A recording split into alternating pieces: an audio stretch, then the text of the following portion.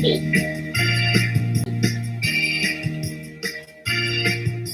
い、ババンババンバンバビバビバビバババンババンバンバビバババンババンババンバンバビバビバビバババンババンバビバナのはい、藤子さんでございますよ。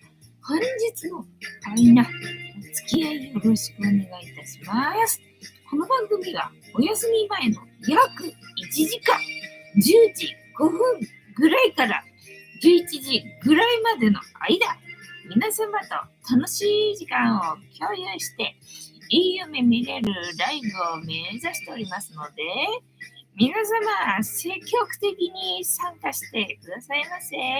で、番組の前半はこのようににゃんこに夕飯の残りのカリカリと鰹節を用意しておりますので、猫の姿がそこそこ楽しめると思いますので、猫目的で参加される方は、ぜひ番組の冒頭にスマホを握りしめ、パソコンの画面にかぶりつき、息も止めて、瞬きもせず、ご視聴いただくことをお勧めしておりますよ。そして、そのままくたばらないように、ご注意くださいませ。ちゃんとチャンネル登録とグッドボタンを押して、スパチャを投げてからくたばるようにしてくださいね。で、今、画面に収まっておりますのが、三毛猫のたまちゃん、グレーのぐーちゃん、白茶のゆりさん、画面に収まっておりませんが、チャトラのまさるくん、白黒のくーたくんと、我が家には全部で5匹のかわいい猫ちゃんがおりますよ。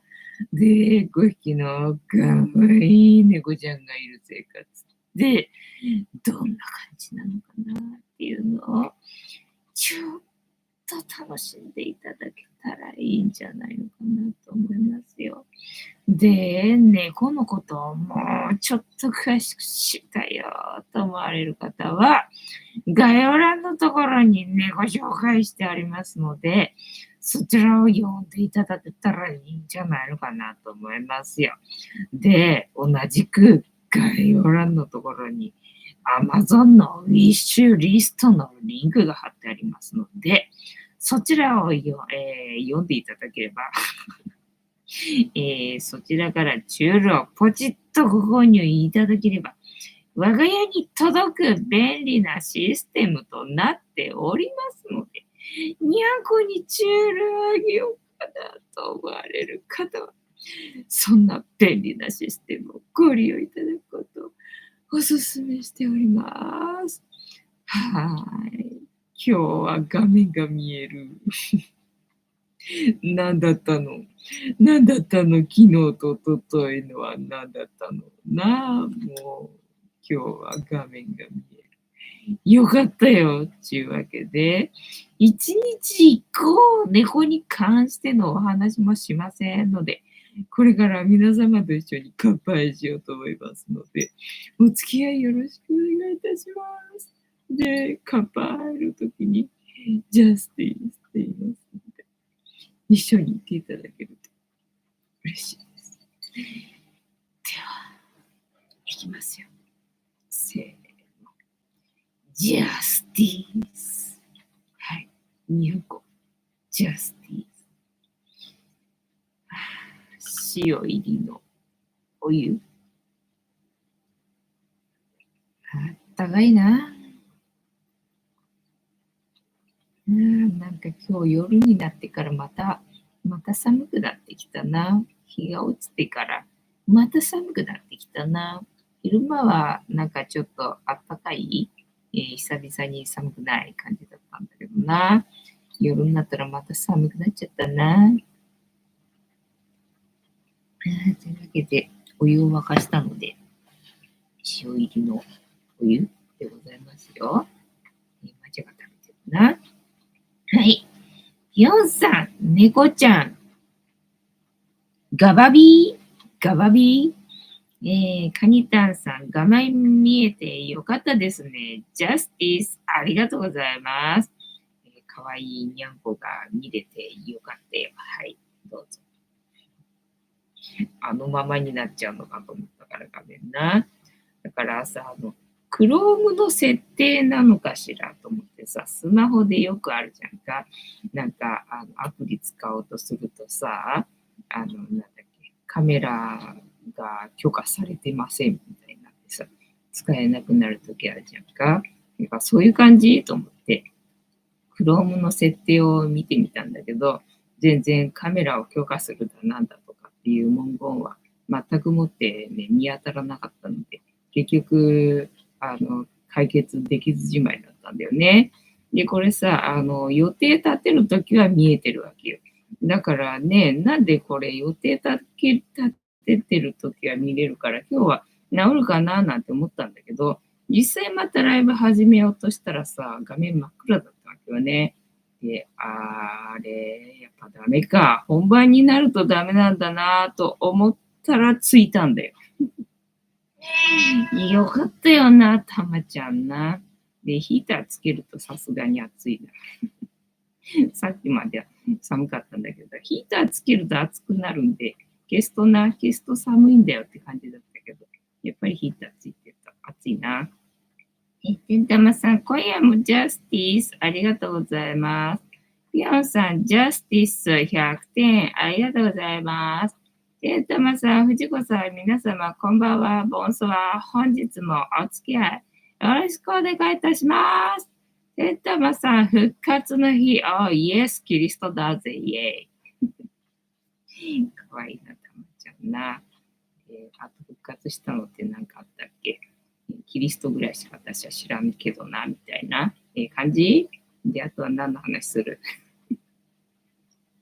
あと何の話する？もう話のネタがないよ。今日は水曜日。あ、そうだ。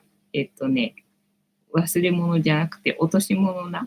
落とし物今日はね、取り行ったよ。まあいろいろやったんだよ、今日は。外出てたな。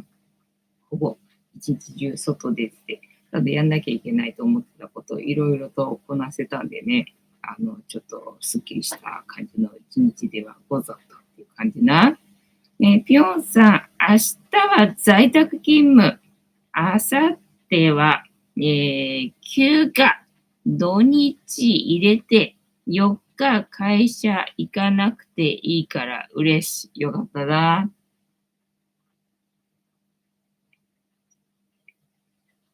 やりたくないことはやらないと決めた、人生。これ。これになっちゃったみたいなね、感じ。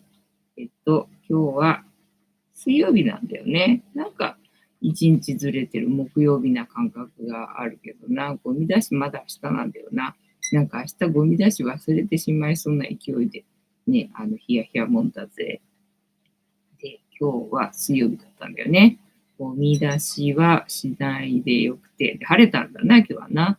が洗濯今日はしなきゃっていう感じで、まあ毎日洗濯はしてんだけどさ、ね、外に干せるものな、洗濯しなきゃっていう感じで洗濯して、で一応日課だから農協行って、で、相変わらずな、なんか謎の、何も書いてないんだよね。説明が何も書いてない。謎の葉っぱ、100円の葉っぱと、あとはね、150円、一玉150円の甘夏な、っていう感じだったので、今日もね、特に買うものは、買わずに帰ってきて、で、どうしたんだっけな。今日は朝から米粉買ったからね、米粉買ったし、卵買ったんで、で、そうだと思って、ね、うちに備蓄用にジャムをさ、まあ、いくつかね、置いてあったんだけれども、まあ、今後、パン食をもしかしたらやめるかもしれないよみたいな勢いだからさ、これジャムが余るよなと思って、で、ジャムどうしようかなと思ったんだよね。まあ、賞味期限ももう切れてんだけどさ、切れてはいるけど、まあ別に持つから置いといてもいいんだけどさ、みたいな感じで。で、あ、そうだと思って、米粉買ったし、卵買ったからな、パンケーキ作って、で、それにジャム塗ればいいじゃんと思ってな。必ずしも食パンに塗んなきゃいけないわけではないんだからさ、と思って、あ、そうだと思ってね。じゃあ、パンケーキ作ろうかなって思ったんだけど、結局ココア入れちゃってね、ジャムなんか全然使わないね。まあいいや、ジャムはまだ持つから開けずに置いとくか、みたいな感じでね。で、ココアがまあそろそろなくなりそうな感じなので、今開けてるやつだな。なので、それを使っちゃうか、みたいな感じでね。まあまだ1回か2回分ぐらい残ってるけどさ。結局ココアのパンケーキにしてしまってな、今日かな。じゃあさ、それを食べて、で、今日はまあお出かけでね、まあ食べる動画も撮りに行ったんで、お昼は、食べずにっていうのかな。外出かけて、みたいなね。で、まずは、お昼食べてっていう感じ。てんたまさん、ぴよんさん、それは嬉しいですね。飲み明かせますね。まあそうだね。4日行かなくていいんだったら飲み明かせるな。ぴょんさん、年度末仕事納めです。あ、そうなんだ。年度末って忙しいもんじゃないんだね。暇なんだね。そりゃいい会社だな。今日はお寿司を食べに行ったわけどね。お寿司食べに行ったんだけどさ、予定と違っててな。なんか、って感じだったんだよね。なんか残念な感じ。取れ高なくて、みたいな感じね。どうしましょうっていう感じよね。でね、まあ、しょうがない。できるところだけやるわ、みたいな感じで。でね、なんか、特になんかなく終わり。特になく終わり。で、今日はね、そう、なんだっけ、落とし物な、落とし物を届けてくれたやつね、いい加減取りに行った方がいいかなと思って、あ、そうだ、取り行かなきゃいけなかったって思い出したんでさ、それを取りに行ったんだよね。てんとまさん、お寿司。ぴょんさん、お寿司なんで残念ね。なんかコースが、なんだっけ、ちらし寿司が何種類？ 6 種類ぐらいあるのかの中から選ぶか、または握り6貫みたいのがあったんだよね。で、私はその握り6貫を注文するつもりで行ったんで。だけど、行ったら、なんか注文、予約いただいてるのが、ちらし寿司のコースで予約いただいてるので、こっちから選んでくださいって言われたのよ。で、と思って、なんか、いや、そんな予約じゃなかった気がするんだけどなと思いながら。で、まあ一応値段が一緒だからさ、その握りロッカーの方も、あ、そうだったんですね。すいません。みたいな感じで。でも、こっちは選べないっていうことなんですよねってまた念のためにさ、聞いたんだけど、はい、予約が、このなんだっけ、ちらし寿司の方なんでって言われたんで、あ、そうなのかと思ってさ、融通きかねえな。融通きかねえなと思って。私はこの握りのつもりで来たからさ、と思って全然チラシの方考えてなかったんで、なーに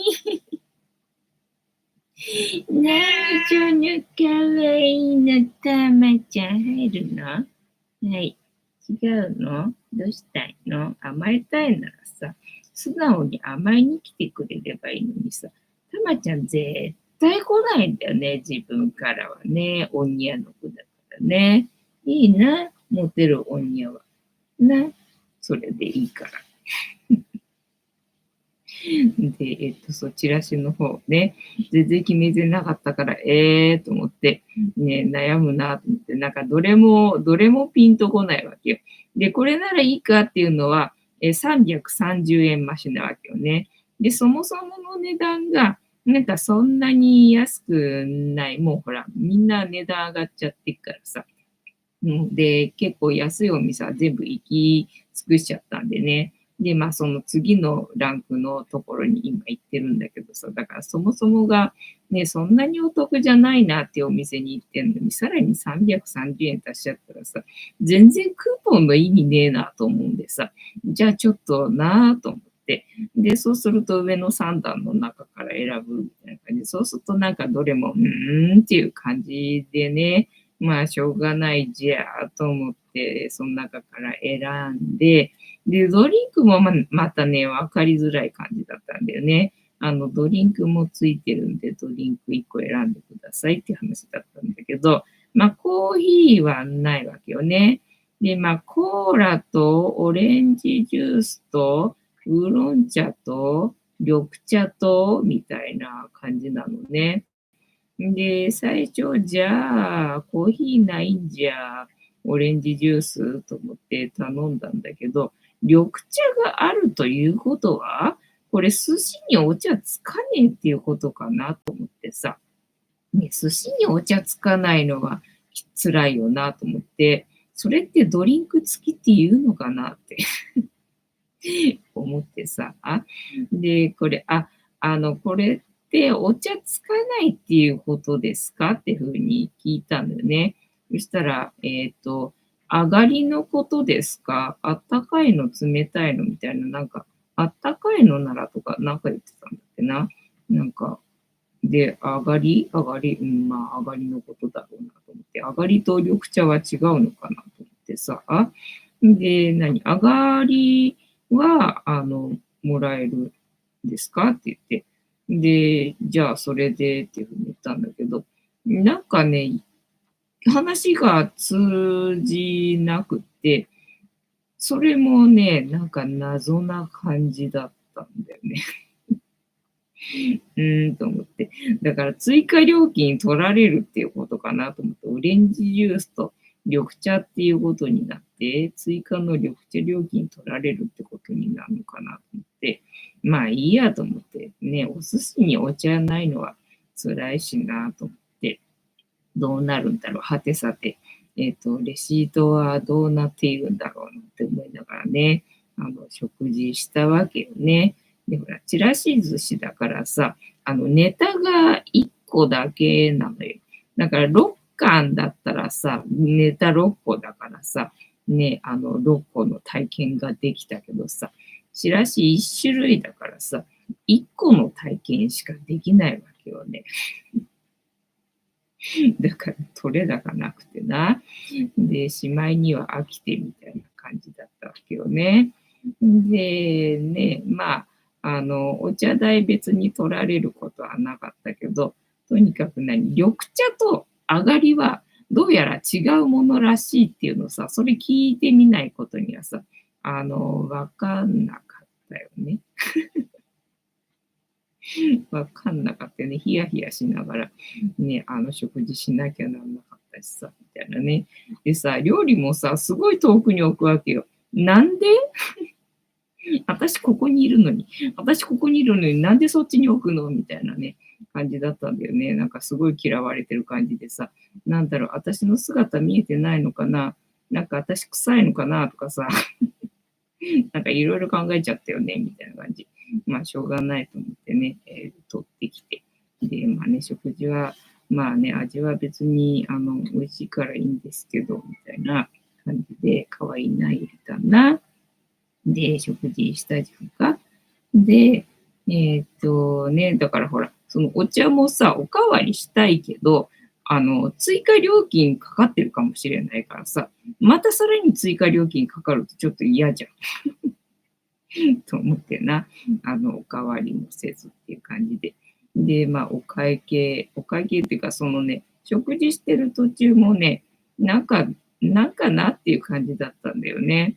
まあ、店員さん、まあ、フロアの人がお姉さんが一人でやってるのか、なんなのかね、忙しいのかわかんないけど、まあ、とにかくお店はガラガラなわけよ。確かになんか時間で予約で取ってるのか知らないけどさ、私が今日はまあ多少早めに着いたわけよね。で、入って、で、その後ね、続々とお客さん入ってきたわけよね。予約のものですっつって。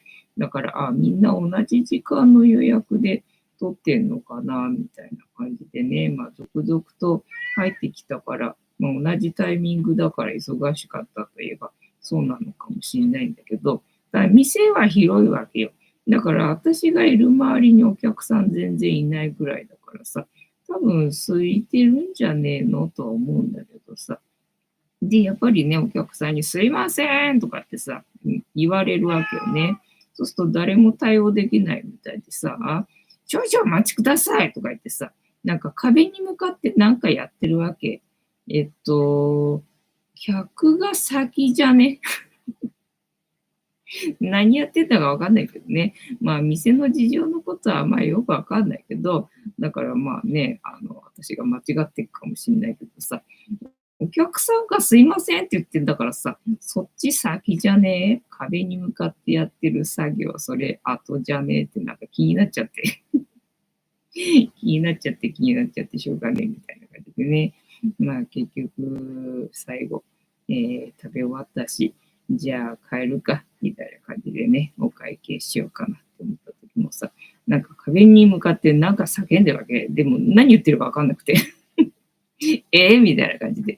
で、なんか、レシートだったかなはいりますかみたいなことを言ってたっぽいんで、じゃあください、つって思ってね。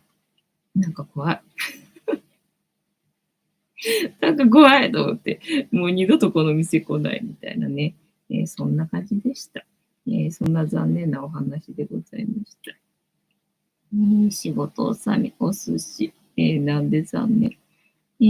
てんたまさん、お寿司って、取れ高ないのは悲しいですね。そうそう。だから、6巻でね、取れ高をさ、稼ぐつもりでいたのにさ、それが叶わなかったので、なんだよ、経費使ってんのに、みたいなね、感じで、ちょっと徒歩でしたね。ピヨンさん、予約分かりづらいね。ね。で、やっぱりね、確認したんで、私間違ってたのかなと思ってさ、予約確認したんだけど、やっぱりね、なんだ、ちらし寿司か、その握りかで、ちらし寿司で予約してるよみたいな文言は一切ないわけよね。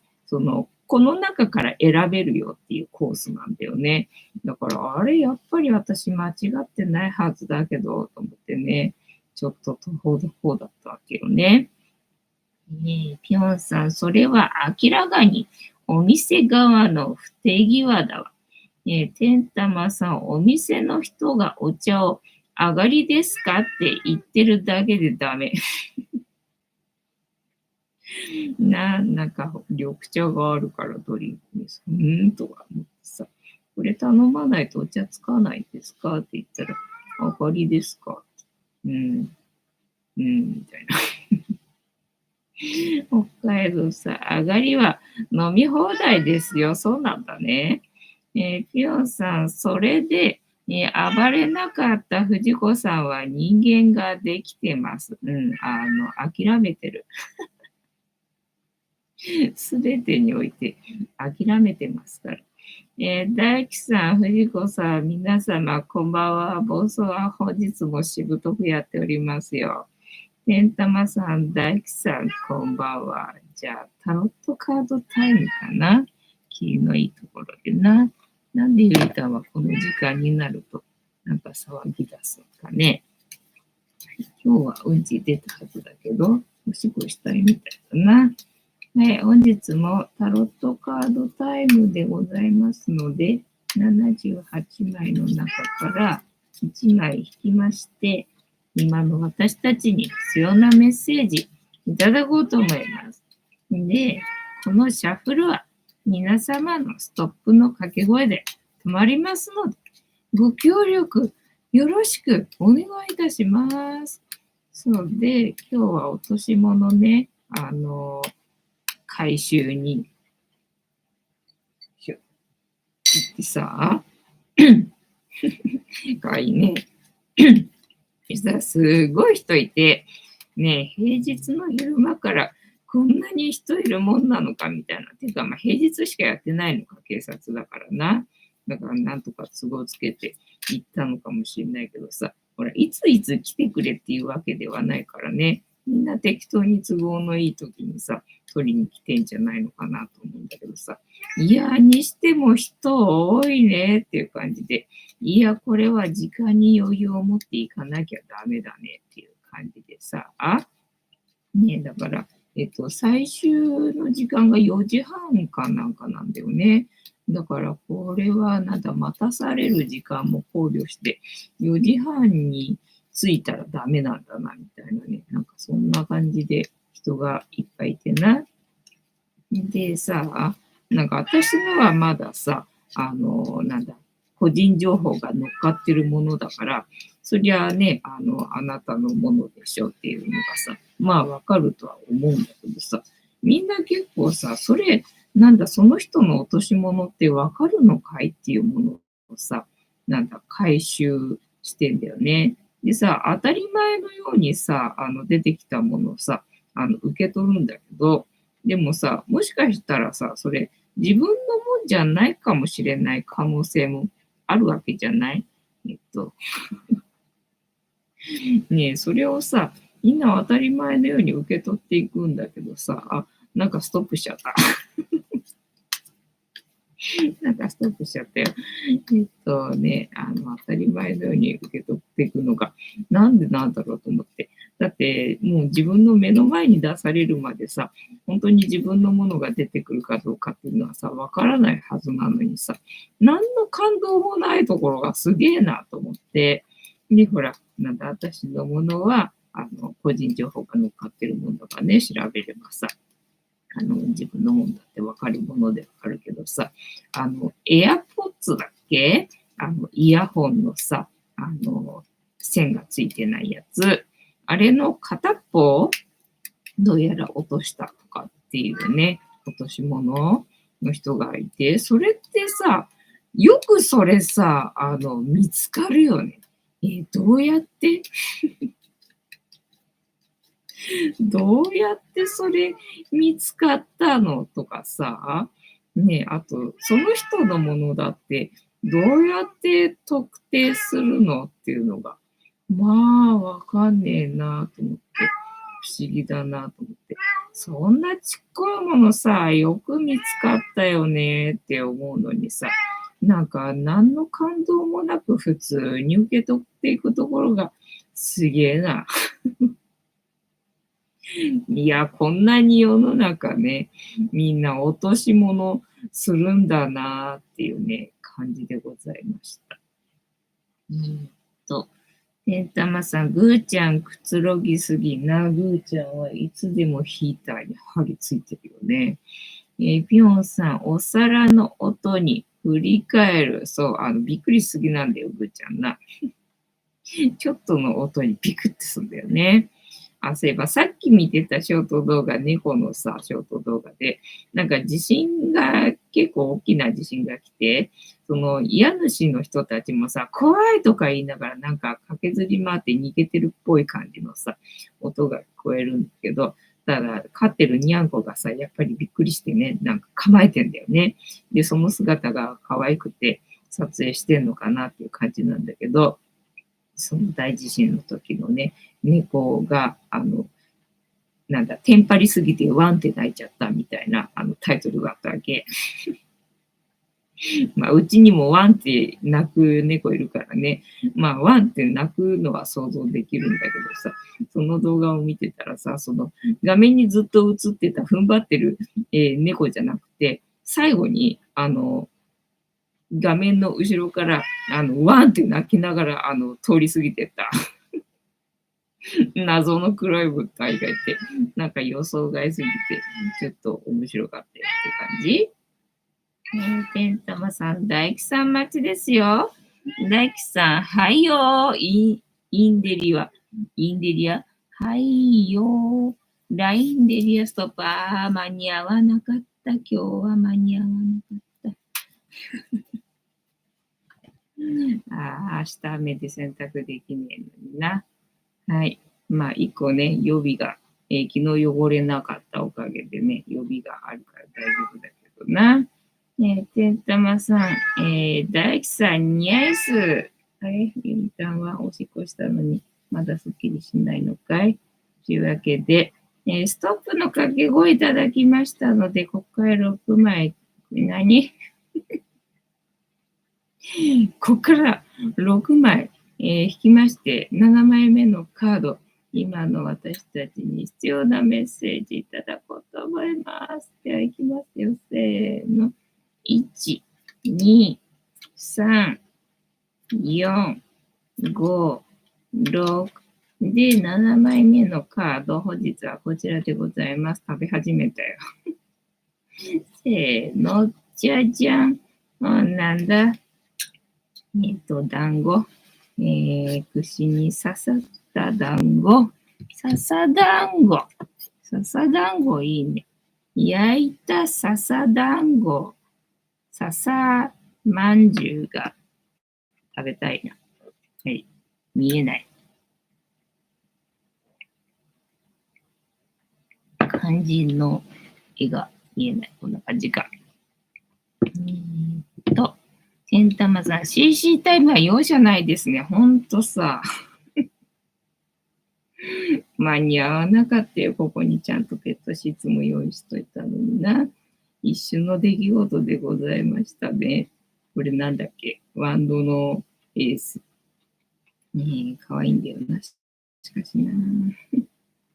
かわいいな。ワンドのエース。ワンドのエースはなんだ中から手が出てきて、知恵を授けてくれてる感じか。で、黄色いのが6個あるから、なんか、祝福されてる感じかな。はい。これでどうだ。ワンドエース絵柄の意味。あれワンドじゃないや、ソードだ。また間違えた。また間違えたじゃん。ソードエース。この前間違って読んでたもんな、ずっとな。そのカードか。はい、これ。ソードエース、意味解釈。剣は人間の文明の発展により生み出されたもの。いわば人が持つ知恵の発展や進化を象徴する道具。このことから、タロットのショアルカナに出てくる、剣の数とも人間が話す言葉や情報、知識や文化といった知識全般を象徴しています。はい、ありがとうございます。エースが正位置で出た場合、今日は逆位置でございますね。なんかサラダ食べたい。突然ですが、マヨネーズで和えたサラダが食べたい。マカロニサラダ的な。タロット占いでソードのエースが逆位置で出た場合、はい。逆位置で出た場合、キーワードは以下の通り。誤解、思いやりに欠ける。はい、すいません。手段を選ばない、断ち切る、決断できない。はい。集中力に欠ける。はい。意思や方向性にブレがある。自らの意思に反する。このように、ソードのエースが逆位置で出た場合、目標達成までの道ほどの険しさや試練を表しています。おはくんかい。ぐーちゃん。ぐーちゃん。かかってたっすけどな。にゃんこ平気なんだよね。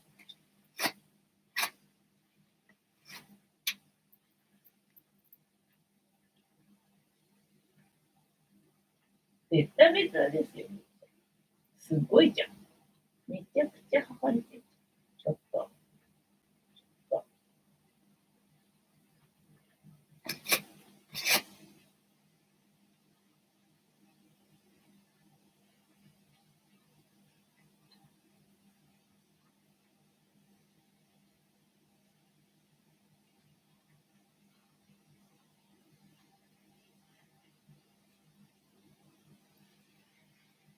臭いな、ぐーちゃん。生臭いよ。動かねえよ。あれなんだあれなんだなんだっけ、集中力に欠ける。えーっと、試練を表しています。本来は勝利のチャンスがあるのですが、なんだと、デメリットや自らが損をする展開を気にするあまり、決断しきれない状態です。また、結果を得ることばかり考えすぎてしまい、周囲に対する配慮に欠けやすいことも暗示しています。ですので、このカードが逆位置で出た場合、自分がトラブルのきっかけにならないように、落ち着いた精神状態を保ったり、はい、深呼吸。冷静に判断したりすることを心がけてください。はい、その辺は任せててください。目的を達成するためには、情を挟まずに決断したり、実行したりすることは確かに必要でしょう。しかし、他者からの協力を得られなければそうなんだよな。叶えられない物事も多いのでそうですね。常に周りの人たちに感謝や思いやりの情を示すことも大切なのです。そうだな。感謝は感じてても伝わってなければ意味ないもんな。そんな風にソードのエースが逆位置で出てきたときは、今一度対策や身の振り方を練り直すことで、良いスタートが切れるでしょう。はい。えーっと、タロットで恋愛を占って正位置、片思い正位置、相手の気持ち、仕事、未来、えーっと、一別によるソードのエースの読み方。まとめ。ソードのエースは開拓精神を象徴するカード。自分が信じる正義に裏付けられた合理的な決断で、勝利や成功を収めるというのが、このカードの持つ意味でもあります。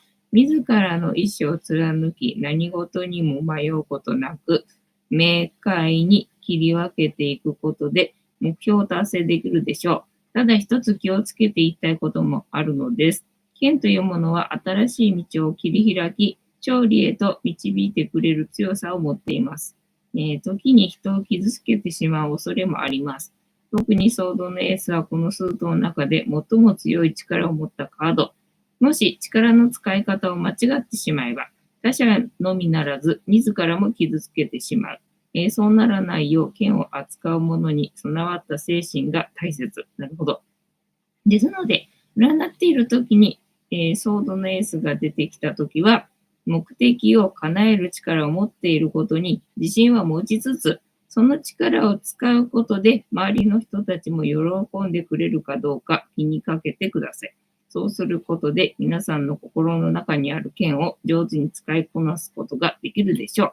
そして剣のように光り輝く望む、未来も切り開かれるはずです。というわけで本日のタロットカードの意味調べるの回は、剣はね、強いものなので、パワーもあるけど、使い方間違わないでね、っていうね、感じでしょうかね。はい。参考になりましたら幸いでございます。てたまさん、スパサラ食べたいですね。ね、食べたいよね。なんか急に食べたくなったな。てんたまさん、ぐーちゃん、もうぐーちゃんね、ほんともうぐーちゃん、てんてんてんって感じよな。あれなんだみたいな。だからこたつの中でもさ、猫詰まってる時にさ、ぐーちゃん吐いたりとかするのよね。そうするとさ、たまちゃんこたつの主なんでさ、たまちゃんね、吐かれちゃってさ、ゲロまみれになってんだけど、全然そのまま寝てんだよね。猫って猫ってすげえなと思ってな、全然平気なんだな、みたいなね。人間のとは違ってね、ただ生臭いっていう感じだけどな。人間のってもうダメね。想像したくないけど。想像したくないけど、もう来ゲロしそうになるもんな、あの匂い嗅いちゃうとな、みたいなね。いう感じ。やめよう。このネタ終わり。はい。で、今日は、なんだっけ、落とし物ね、拾いに行って、拾いに行ってっていうか、受け取り行って、で、その後にたい焼き屋さんね、三つ巡ろうと思ってたんだけどね、この前行こうと思った時は休みの日だったんで行けなかったんだけど、今日はね、水曜日だけど月末なんでね、やってる日だったみたいで、今日はやってるなと思ってさ、行ってきたわけね。そしたらなんか思ってたよりもね、いいお店だったっていうか、最初行った時の印象は、なんか今日は予約の分だけですみたいな感じでお店に書かれてて、なんかお店入れる、利用できる様子じゃなかったんだよね。それっきりそのお店に対してあんまりいい印象をさ、抱いてなかったんだけど、で、次行った時は、私がたい焼き好きだからっていうので、なんか買ってやるみたいな話で、普通に予約も何もなしで行って、で、すんなり買えちゃったんだよね。で、買ってもらったことがあって、ただその時は本当にたい焼き買ってもらっただけなのでさ、特にお店と関わることはなかったんで、あんまり印象がなかったんだけどさ。で、今日ね、行ってみたわけよね。そしたら、店頭に焼きそばとか置いてあってさ、お焼きそばとかなんかいろいろあんだよ。いろいろあんだけど、なんか覚えてたのは焼きそばがあるよと思ってさ、それに目を奪われてたんでさ。で、撮影禁止だったんでさ、撮れなかったんだけど、撮ってたかもしんないけどな。まあ、それで、撮影禁止だけど焼きそばあるな、なんて思って眺めてたんだよね。そしたら、お客さんはみたいなこと言われて、なんだっけ、一匹っていうか、今1時間ぐらいかかっちゃうっていうふうに言われて、でも、こう店内で食べれるんですよねって言って、で、店内だったら、その、たい焼きセットっていうのがあるんで、それだったらなんか食べれるみたいなんだよね。ただ、持ち帰りをしたかったわけよ。で、なんとなく今日はあんみつが食べたい気分だったわけね。あんみつっていうか、みつ豆かな、みつ豆を食べたい気分だったわけよね。で、だからお店の中で食べてもいいかなと思って。でもいくらか値段設定がちょっとよくわかってなかったから、すんごい高かったりとかしたら、どうしようかしらなんて思いながらね。で、1時間かかっちゃうっていうから、じゃあまあ、店で食べることできますよね、みたいな感じで、お店は利用したんだよね。だからそうやってさ、今日は行ったら、お店の人の方から、声かけられて、だからさっき言ったお寿司のお店と、180度、逆っていうかさ、違う体験をしたわけよね。お寿司屋さんと全く逆の体験でさ。で、なんだっけ、イートインっていうのお店は2階なんで、2階上がってくださいとかって言われて、ね、そんな言ってくれて、で、はーい、みたいな感じで2階行って、で、2階には撮影禁止とか書かれてなかったんで、じゃあ大丈夫かなと思って、まあ言われたらやめればいいかみたいな感じで撮影しながら入ってたけどね。で、まあそんなんでもやっぱりね、平気だから、なんか大丈夫そうだなって感じだったんで、撮影してたんだけどさ。で、ね、全然、高くなくて、まあ、むしろ安いぐらいかなっていう感じなんだけどさ。だから、ああ、よかったよっていう感じでね。で、たい焼きを持って帰りたいんですけど、つったら、1時間ぐらい今かかっちゃいますって言って、やっぱりそうなのかと思ってね、1時間待っててもいいですか、大丈夫ですよ、みたいな感じだったんで、じゃあ持ち帰りで1匹つってお願いして、で、みつ豆かなんか、食べようとしたのかな。で、食べてて、でね、喉乾いてたからさ、さっきの寿司屋で。さっきの寿司屋の寿司でさ、めちゃめちゃ喉乾いてたからさ、出てきたお水で、しかもさ、それがさ、冷たくてさ、熱かったんでさ、すごい美味しかったんだよね。で、もうね、ガブガブもう一気飲みしちゃったわけよ。一気飲みしちゃったんだけどさ、やっぱりさ、ね、あみつじゃないな、みつ豆か。みつ豆もさ、甘いからさ、水なしじゃちょっとさ、お茶ついてこなかったのよね。みつ豆だけが出てきたから、ちょっと水なしじゃちょっときついんでね、水おかわり、くださいって言って、やっぱりね、よくあるんだよ。寿司の時もそうだったけどさ、私が入った時はお店ガラガラなんだけど、私が入った後ね、店満席になっちゃったりとかするんだけど、今日もそうだったんだよね。入った時は、なんだ、人、1、2組ぐらいしかいなかったのが、私が入ったら一気に満席になっちゃってさ、そんなんで忙しかったんで、お水忘れちゃったんだよね、お店の人ね。ただまあ私も水ないとちょっと水飲みたいなと思ってたんで、待ってよと思ってね、食べずに待ってたんだよね。で、まあ、それが不自然な感じだったんだろうね。で、思い出したみたいな感じで、ごめんなさい、お水忘れちゃって、みたいな感じで。もうなんかお店の人もね、気さくな感じだったし、まあ、終始ね、なんだ、心地いい状態でいられたわけよ。ただまあ、1時間待つのかと思ってたんだけど、なんか優先してくれたみたいなんだよね。お食事してる人の方を。なのでね、1時間かかるって最初言われたんだけど、全然すぐ出てきたわけよ。はい、これ、お持ち帰りよって言って。じゃあ出てきた。1時間も待たなくて済んだと思ってね。だから普通に食べて、普通に、ね、帰ることができて、ね、よかったよって感じだったんだよね。で、帰りもね、その最初に、お客さんはっていうふうに声かけてくれた人、要は、たい焼き焼いてる人ね、焼いてる人が、もう全然、私と目合ってないうちから、なんか、ありがとうございましたとかね、言ってくれて、終始ね、なんだ、いいお店じゃん。なんだ、いいお店じゃん、みたいな感じで、好印象でね、いや、また来たいなっていうね、気分にさせられたよっていうね、体験が、終わりにできてよかったよってね、いう感じでございました。呆然、呆然じゃないのかな。漢字が読めない。自弱すぎ。てんたまさん。好意的なお店は宣伝したいですね。そうそう、そうなんだよ。ただまあ、もともと有名でな、そんだけ1時間待たなきゃならないような店だから、宣伝しなくていいとは思うんだけどね。まあ、だから人気なのかもねっていう感じには、なったよな。ぴょんさん、寿司屋に爪の赤、煎じで飲ませたいわね。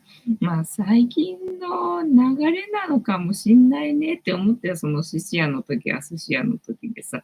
だからなんだ、自分の仕事はここだからみたいな感じで、それぞれの持ち場でね、まあ、それを守ることによって、うまく回るっていう、一面もまああるのかもしれないけど、仕事的に効率的を考えるとね、それがいいっていう言っちゃまあいいっていうのもあるのかもしれないんだけど、ただ客商売だよね。客商売って考えた時にはさ、優先順位は客じゃんって思うわけよね。なんか事務的な感じっていうの、寿司握ってる人は寿司握ることしかしないし、で、それもさ、職人みたいな感じの人じゃなくて、なんか若いイケメンの、なんだ、スタイリッシュなお兄ちゃんみたいな感じな人がやってたんで、まあ別にそれでもいいんだよ。別にね、料理人なんだろうからさ。ただなんかね、寿司屋っていう感じじゃなかったわけよ。ただスタイリッシュな綺麗なお店っていう感じで、なんか寿司屋っぽい雰囲気も感じられないし、ね。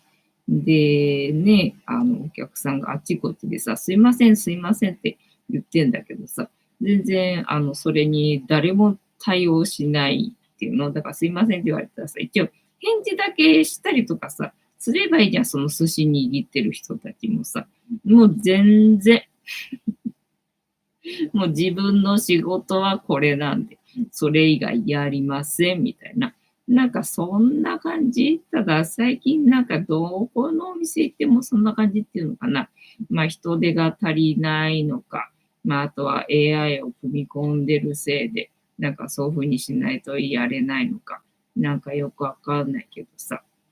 なんかどこ行ってもそんな感じは受けるのでね、もう時代でしょうがないのかもしれないけどね、なんていうふうに、まあ思いつつな、まあ、自分がもし店やるようであったら、これはちょっと、嫌だな、みたいな。ね、勉強になりました、みたいな、感じでしたかね。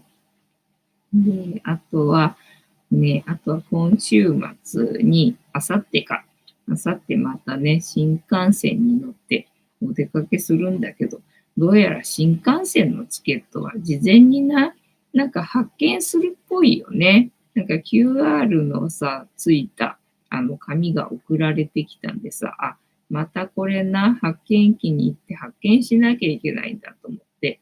で、ほら、普段 JR 使わないからさ、このね、指定席が発券できる発券機があるとこってどこなんだろうと思って調べたんだけど、まあわかんなかったわけよね。まあでも、なんか JR の駅にはあるかなと思ってね。で、その JR の駅まで行って、でね、発見しようと思って、で、その発見するところも、最初ね、撮影しとこうかなと思ったんだけど、その発見機の前で駅員さんが立っててね、で、なんだ、新幹線の、チケットを購入されるので間違いないですかみたいな感じだったんで。で、あ、いや、QR で発見したいんですよねって言って。で、その紙をさ、出すのでさ、もたついてて。でね、全部、じゃあお預かりしますって言って、回収されて全部やってくれて、みたいな感じだったんでね、ああ、みたいな感じで、撮影はできずみたいなね。まあ別に、当日の撮影ができれば、まあ言っちゃいいんだけどね、みたいなね。何かしらでね、使えるかもしれないから、撮っとけばね、あるけど、撮んなかったらないから使うこともできないんでね。じゃあ撮っておこうかなと思ったんだけど、撮ることできずみたいなね。親切なのか何なのかみたいな。ちょっと怖かったみたいなね、感じだけど、まあ無事に発見はできたみたいでよかったよ。ただ、それまだ見てないんだよね。すぐにしまっちゃったんで、なくさないようにと思ってすぐにしまっちゃったんでね。まだ見てなくてっていう感じなんですよ。天玉線、新幹線でいずこへそう。で、今回はさ、キュンパスと違って、予算ないので、予算ないので、そんなに遠くには行かないのでね、そんなに遠くには行かないので、なんかね、茨城なのかな茨城に行くんだよね。で、しかもね、アクセスが悪くて、新幹線で出かける割には、なんかあんまり、時間短縮なんないね、みたいな。なんだそれみたいなところにね、行くんだよね。で、天気がさ、悪いみたいでね、ちょっと今日みたいに晴れてくれたらね、いいんだけど、でさ、もしかして桜かと思って、桜の時期かと思って、あ、そりゃいいぞと思ってさ、桜のね、動画撮れるかと思ったんだけどな、今年は残念ながらまだ花が咲いていないということで。桜の花も取れずみたいなね、ことになりそうだよっていうね。予感でございますよ。というわけで本日も竹縄ではございますが、いいお時間になってまいりましたので、そろそろお開きにさせていただきまして、調子が良ければ11時ぐらいまで毎日のようにやっておりますので、お時間合うときはお付き合いいただけると嬉しいです。で、たまさん、新幹線に乗れるのはテンション上がりますよね。そうね。まあちょっとだけど、この前の休バス体験しちゃったからな。ちょっと、あれだけど、ちょっとあれだけど、みたいなな。でもやっぱりね、新幹線乗ることはもうね、ないかもしれないから、ちょっと楽しみにしてる部分はあるよな。というわけで、本日もお付き合いありがとうございました。スパチャ、グッドボタン押しといていただけると励みになりますので、よろしくお願いいたします。ではでは本日もお付き合いありがとうございました。次回も見てくれるかな？はーい。いいとも。じゃんけんぽい。はい。ではでは、いい夢見てね。おやすみなさい。バイなら。